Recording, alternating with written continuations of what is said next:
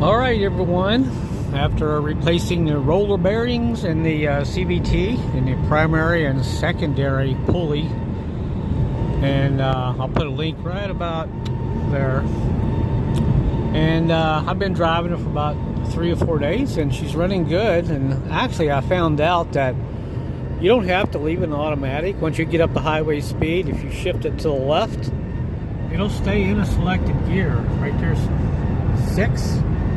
It's got 6 gears I didn't know about, so it really saves the transmission and all that. And I'm doing about 70, 75. The only complaint I have is I have a whistling noise out there from the engine, from the wind. I'm not sure what it is. Can you hear that? Kind of a, but when I slow down below 50, it goes away. So something out there is whistling in the wind. I need to check it out. But just want to make a quick update on the Juke. Everything seems to be running pretty good. No check engine lights. I still have hard codes that I can't clear. They will clear on their own after about 25 or 30 key cycles, I believe. But other than that, nothing else is wrong with it. It's running great, steering great. To get that subframe back on the front, what I did, I went to Harbor Freight and got a couple of little dollies for $12, wooden dollies, and set it on that and rolled it up under there and blocked it up, and I didn't even have to have any help. But it's running pretty good. So we'll get up here on the where I'm headed to. We'll stop in the parking lot and we'll look at the engine and listen to it. No leaks. Everything's pretty much perfect underneath, except for that wind noise. I searched forums online and I cannot find anybody else that's had that problem. There's some mention of it, but nobody's ever come back and said, oh yeah, it was a piece of plastic in the wrong place. But hear that? Right there, you probably can hear it.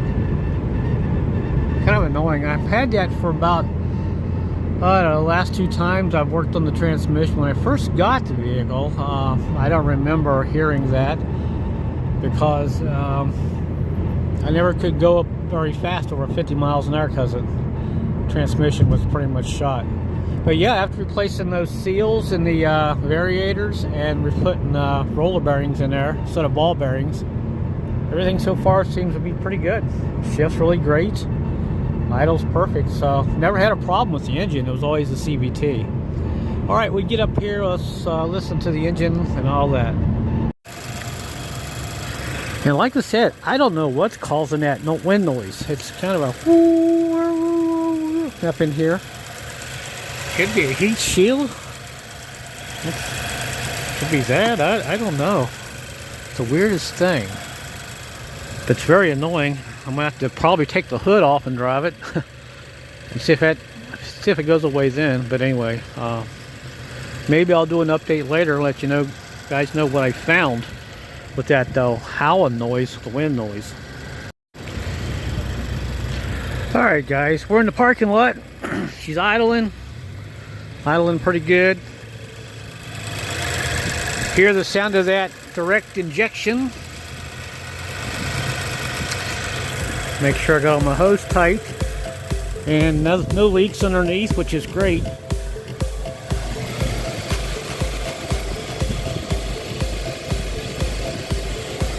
It's a little cold out here, a little windy, but yeah. So I guess those roller bearings might be a little bit better than the ball bearings. We'll find out. But other than that, she's good looking. It's a little cold out here. It's only about 27 degrees, so I have to drive it in the snow next, see how she does in all-wheel drive.